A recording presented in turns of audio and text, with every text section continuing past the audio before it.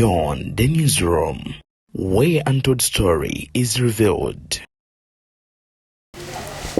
Beyond the newsroom gwe mkutu sema kutogwayiwayo kueleza ensonga zisemasonga mbendiza konati mu episode yeno oba mu video ya feyo lunaku olwalero akawungezeko lunaku olwalero mu buli budde bonna wolabide video yeno kugamba nti kyokola kya mwendo mungi nnyo nyini ddala yenzedde ni abatuusako ensonga semasonga abapromota abagenze eggulu okusaba ensimbi bamaliriza nga ate babagambye nti towa viato abamunga n'amazisati bagaggyemu ne basooka babateekako Ebuvanjuba nebugwanjuba ewaka wasigalawo ewasinga. Beyond the newsroom gwe mukutu ogukuleetera ekyo ekisinga katiranga naffe ng'oyita ku noti 771 44 53 ne noti 744 26 45 na bino bikulu tetulanga bafere tetulanga basawo ba kinnansi n'abagwa mu koowa eryo mwebale kutuwagira. Thank you. basooka babateekako mu bunyogoga era ng'omu ku abo abatalusimatuse abadde musajja mukulu Norbert kyokka ate nno ye Bebe Cool bamuwadde ebibye n'atuulirawo wali eri mu katebe.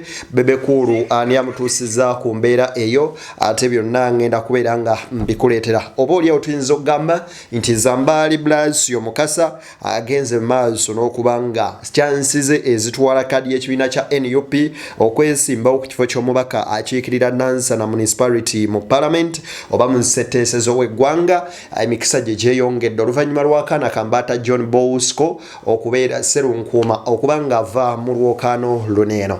Ate byonna nga mbitadde ku mabbali embeera y'okusaidize ne wa musajja mukulu Bebe Cool si nnungi yadde akamu n'akeddagala. Ensonga nnyingi zeesobodde okubeera nga nkuleetera akadde nga kano wabula nkusaba n'obuwombeefu obw'ekika ekyawaggulu. Video soko gimpere like bw'ogiwa like ejja kudduka emisinde mingi etuuke ku buli sekinno atera mu ngeri y'emu nga bw'eri enkola yaffe njagala okubeera nga nkusaba gwatana subscribinga ku mukutu guno nga bwe mulundi gwo gusosola aba video zaffe obeere nga osubscribinga ate era bw'onaaba osubscribinze ojja banga ensonga ozifunira ddala maridadi sana maridadi kabisa. Awo wennyini njagala okubeera nga nkusaba ate onzikirize tutandikire waneeno ku video eno yennyini wabula nkujjukiza nti Beyond the newsroom twakola omukutu omujja ogumanyikiddwa nga Deni exclusive ojayitayoko ate ensonga nayo tuzikwasizaayo ddala eyo butereevu nnyo nnyini ddala. Kansooke ku video eno ya taata wazaake enseseza by the way ennyumidde ayina byayogedde wano ne binsesa katubisharing. Ekibiina ekyasinga okuntawanya yali P1 nagiddamu emirundi 3 kyantawanya nnyo naye ngenda okuva mu P1 navaamu mbakulembedde bwe mbavaamu nga mbakulembedde okuva lwe nava mu ssomero nga bwe siba wakubiri egamba okubeeramu emyaka 3 wali weetegereza bwe weetegereza obulungi era bwe nabyetegereza obulungi navaamu buli lwe nava mu ssomero nga nze akulembera wakati nga nkola ebintu ebyo.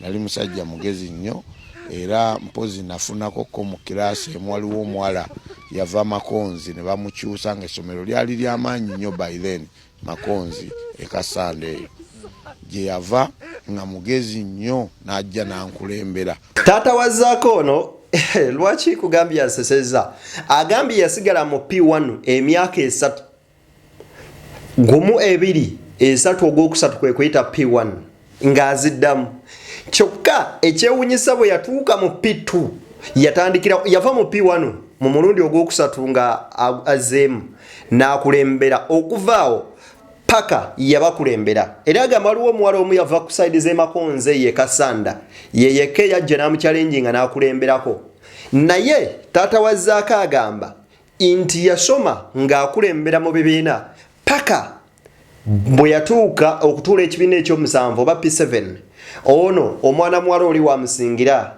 yafuna points zaali aggregates 11 taata wazaako n'afuna 12 era first grade ezasooka ku ssomero lyabwe era zaali 2 ezo. So tujjamu kyakuyiga ki nti oluusi bw'olemerako osobola perfectinga mu kintu n'okikola bulungi ate n'ekitangaaza emikisa gyo mu field ye eyinza oba ya mirimu eyinza oba ya byabufuzi biyinza okuba nga kintu kyonna nti bw'okiremerako osobola kiperfectingamu ate n'okikola bulungi n'okusinga oba oli awadduse omulundi ogumu. Ebyo nno nga mbitadde ku mabbali.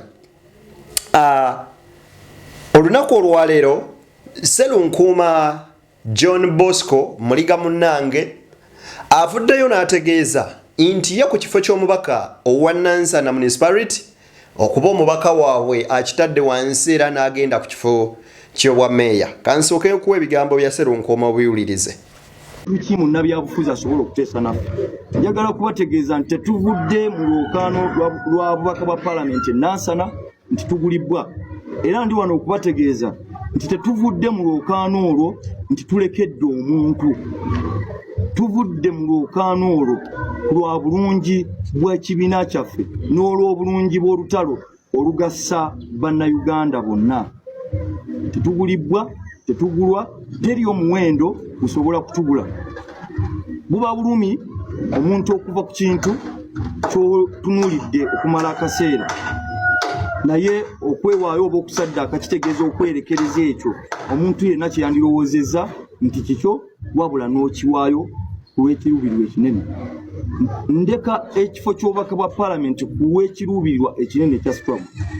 Waliwo obwetaavu, waliwo position erimu omuntu eyavudde ku nnono ze tukkiririzaamu ng'abalwanyi ng'abantu b'e Nansana.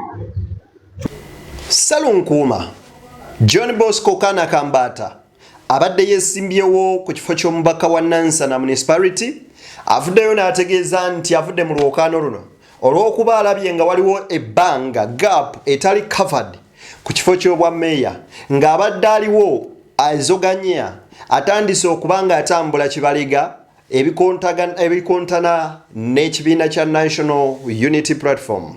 Era ye mu bigambo bye Kanakambaata agamba nti tavuddeewo okubaako muntu gwalekera oba Zambaali oba incumbent aliyo kubanga naye wa kibiina kya National Unity Platform wabula afuddeyo ku lw'obulungi bw'ekibiina kya National Unity Platform okubeera nga kituukiriza ebigendererwa ebyokumamulako nakyemalira. Sserunkuuma yagamba bino byonna abikola lwa kibiina kye ekya NUP era nga kati obwanga abutunuuliza kifo kya bwa meeya. Oyinza okukiraba n'ogamba lwaki yandikozebwa ati ebikolwa ebimu nga bineno biba bya buzira kubanga weeresa millions ezigenda mu 40 omubaka wa paalamenti zaafuna nodda ku millions 5 eza meeya zaafuna. Enewe kayinza okubeera nga kaseera kaba kazibu naddala okubanga omuntu asalawo. Era tulabyeko Sserunkuuma ng'abamu ku bawagizi be bannanansana babadde bamutaddemu ennyo essuubi obanga bamulinamu essuubi bakaabye ne ku maziga. Era mu kaaba kwabwe amaziga n'abagumya n'ategeeza kati wano waali. Wafunye assurance ki kikaadi banagikuwa. Okusooka nga bwe nabagambye nti omuntu abadde aweererezaawo yalidde ebigambo bye era yaliddemu bannayuganda olukwe ng'abaawula mu madiini ng'abaawula mu mawanga ng'abaawula ne mu nzikiriza mu byobufuzi. Nga bwe nkugambye nti bannayuganda babadde bantuukirira okusingira ddala abantu b'e Nansana okulowooza ku kwanguyizaako ekibiina era okusalawo saakukoze nzekka nakukoze n'abantu b'e Nansana kusalawo okwera neebuuzizza kubamu ku bantu abali sayidi yaffe aboyinza okukkirizaamu era ne baŋŋamba nti ddembe lyange okusalawo okukola okusalawo okw'ekika ekyo nakukoze nga ndiko guidance ey'abantu b'e Nansana n'abalala abali boyinza olowooza nti bali mu kibiina kyaffe. Kakati ensonga yawayogeddeko n'omukyalo oyo si buvunaanyizibwa bwange okwogera n'omuntu aliddemu bannayuganda olukwe, naye amawulire ge nafuna nti yayitibwa bakama baffe ku kibiina bamuwulirize pate yaffe ewuliriza abantu n'ajeema n'agaana okugendayo okweyogerako ku ebyo bye yayogera bwe yali ali mu bitundu by'e Matugga. Tunajjukira nti waliwo omukyala eyavaayo n'ategeeza nti nze bwe bate bampadde kaadi nga ŋŋenda butereevu mu muti oba mu DF ebyo nno yaliko omukono ogumu gwe yaliko leero abyeganyi n'agamba eyo AI naye Kana Kambata John Bosco yagamba nti wakuyimirira ku kifo ky'obwammeeya asobole okuba ng'aweereza bannanansana era kyakoze kuyagamba kyekituufu era kyekyo abantu b'ennansana kye bamusaba era kye bamusuubiramu oba kye basinga okuba nga bamwetaagamu. Kaakati nno Joyce baagala ntwatwa gy'abadde eyo aliko ebigambo byayogedde era nkusaba onzikirize nsobole okuba nga vidiyo eno njikuwa ate nabyo obiwulire sooka owulirize wano. Olina w'ogambidde nti otegeera otya omuntu nga ddala munno otegeera ng'omuntu ali mu kusoomoozebwa oba mu bizibu oba mu kiseera ekitali kirungi. Kati bassebo ne bannyabo abali wano manyidde ddala nga mukimanyi nti tuli mu kusoomoozebwa ng'abali ku ludda olw'enkyukakyuka. Tuli mu buzibu obw'amaanyi. Njagala nzikirize nti munaatulaga omukwano. Tukkirize nti ddala muli bakwano baffe. Tukkirize nti ddala mututegeera. Tukkirize nti ddala muli bannaffe. Bwe munaasalawo ne mutwegattako okulonda enkyukakyuka tugende mu Uganda empya. Ekyo nga mukikoze obubaka obwo bujja kuba butuuse kubanga n'ebyo byonna Dr. byayogeddeko abasirikale na kikinkoze bulungi ndi gardens ezo ziri kumpi wano. Saba National Unity Platform ffe twasooka okusaba tuzikozese nga tetugenda zikozesa ntugenda kwekalakaasa naye nga tulina musomo gw'abavubuka naye ssebo Dr. baatugaana okukozesaawo era amagye ne poliisi abo b'oyogeddeko baali bayitirivu nnyo. Tusaba ebintu ebyo bireme kubeerawo nga tugenda mu kaluka 2026 tubasaba nti mwesige Kyagulanyi naffe ffenna abali mu nkyukakyuka tugende mu Uganda empya. Ntwatwagamba nti mwesige Robert Kyagulanyi Ssentamu asobole okubeera nga atuggusa mu Uganda empya. Ayogedde ku bigambo bibadde bingi naye ndowooza kati Joyce baagala ntwato y'omu ku abo gwe tugamba nti omwana eyabula ate n'azuuka oba ne bagenda baaso n'okuba nga ajjukirwa n'akomawo eri taata. Omanyi Bayibuli eyogera ku mwana eyazaawa eyagenda ku buddu eyo n'alya nga n'ebisolo binene empunu era omwana oyo bwe yadda yalowooza kitaawe ajja kuba nga amusuula amuyise bubi wabula taata yamukomyawo n'agamba omwana wange azaawuse eyali yazaawa. So katusuubire nti ne Joyce baagala ye mwana eyali yazaawa nga kati azaawuse ng'atandise olowooza ku nsonga za bannayuganda nga tabala kaadi yokka kuddamu ate kukola bye yakola. Kaakati musajja mukulu Bebe Cool agudde mu mbi z'akasajja kano Aronix ndowooza mumumanyi yayimba oluyimba nti olinkyawakobowa n'ebirala kolaba eyo ne mwana muwala Shiba Kalonji.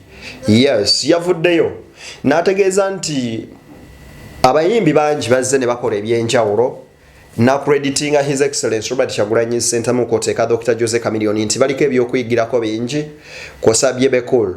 Naye n'agamba nti Bebe Cool leka musudiya nnyo kubanga talina by'amaanyi bye tomuyigirako. Sooka owulirize interview ezadde obuzibu wano. Nti bw'oyogera ku Bobi Wine, we just salute like this. We say like, man, respect bro. Nti president wano. Okitegedde nti ayina kyakoze kye tutunulako ne tugamba wallahi. Kati abalala. When you look at Jose Chameleone, a legend like ojimuwerawo obuwezi nogamba bro wakuba otukubye taata kyonna ky'oleeta. Komyawo. Bw'oba oyogera ku balegendi Bebe Cool olina omusoosowaze nnyo. Baba legendi baffe be tulinawo wano. No, he's one. Like he's one of the legends. Yabayamba endongo okugigoba mu Uganda ey'Abakongo. Kituufu. Naye tukuyigirako ki? Tolina ky'omuyigirako. Omwana ono mu interview yonna yayitambudde bulungi naye bwe batuuka Sheila Price n'amubuuza nti ddala nti tolina kyoyigira ku Bebe Cool. No bw'abuuziza ekibuuzo ekyo n'esijjukira ebimu ku bigambo Bebe Cool bye yakasembayo okwogera. Recently yawa mukwano gw'amagezi ave e Bulaaya ludda wa Canada. Yes, aveeyo adde e Uganda agule pick-up agiseeko ebipipa by'amazzi agende nga kuluzza ekawempase n'amazzi akere ku makya ku bikomera by'abantu ayoze emmotoka. Tizigenda owera essaawa 3 ng'ayozezza emmotoka eziyinza ovaamu ssente empitirivu z'atamanyi. Ne twebuuza omuntu okuva ku ssaawa 11 ez'okumakya ayoza emmotoka mmeka? Kale embunga 3 nti expense y'abakozi bakozesa amafuta agamutwala okuleeta amazzi n'ebirala. Bizinesi endala ssente ezigenderamu twagenda obibalamu nga mu butuufu omusajja bizinesi gy'awa munene bw'aba mwana wo togimukolera unless ng'oguddewo washing bay n'osima amazzi go oba n'osika national water n'otandika washing bay abaana ne booza. Naye nga si ekyo bizinesi nga tulabira ddala era Aronex bw'agamba nti talaba kyayigira ku Bebe Cool. Anyway, nyinza okugamba nti oba mutuufu abamu bayinza oga omusajja akuumya amaka naye ate era yayimbanga agenze. Anyway, so bwe bityo musajja mukulu Sali tebamulese bulungi yadde akamu n'akeddagala. Kati bapromota bagenze eggulu okusaba ssente. Omuntu asabiriza omanyi they normally say that a beggar has no choice. Bagenze eggulu ewa General Salim Saleh abawe ssente nga bagamba nti ebyokwata billions eziri eyo mu 36 ziwa abayimbi ab'olubatunga bo be batesitesi b'ebivulu era nga basasula omuyimbi ssente ne zigenda.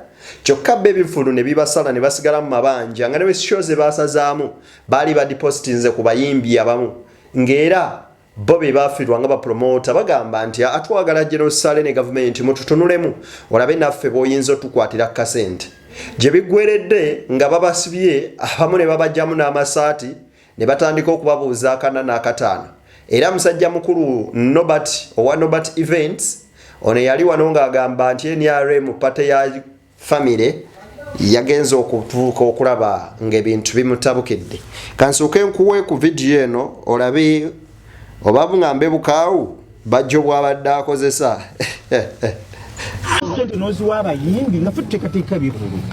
Waliwo omuyimbi yarazze wano ng'azze ng'akibuli kyamusaze nga yeeteeseteese. Wano tuli mu biliyoni nga 2 abantu zibabanja bali mu waala balina ziwaalanti ate bawulira nti sente mu sako tukoze federation tukoze association tukoze apex board buli kimu tukikoze ate sente muziwadde abayimbi.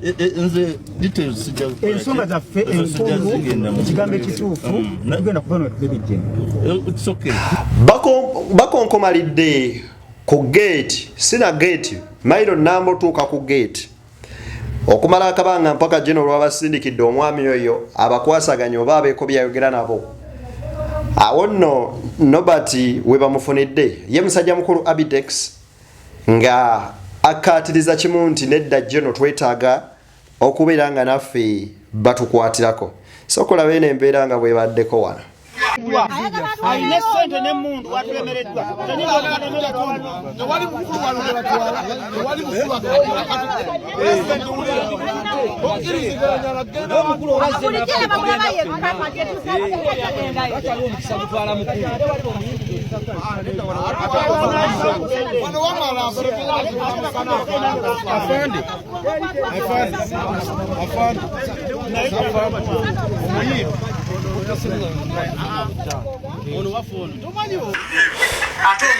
Ebintu ng'ebyo bya buswavu nnyo era bikwasa ennaku.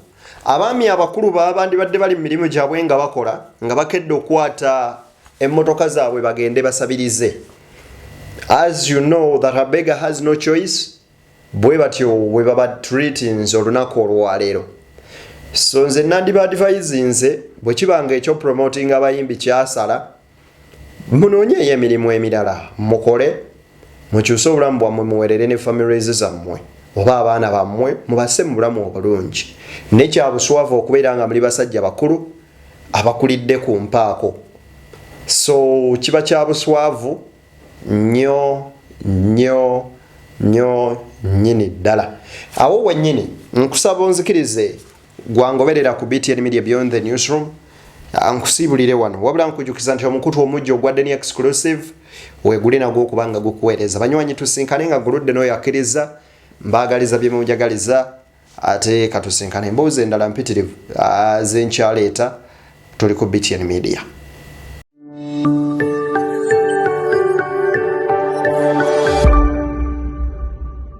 Beyond the Newsroom, where untold story is revealed.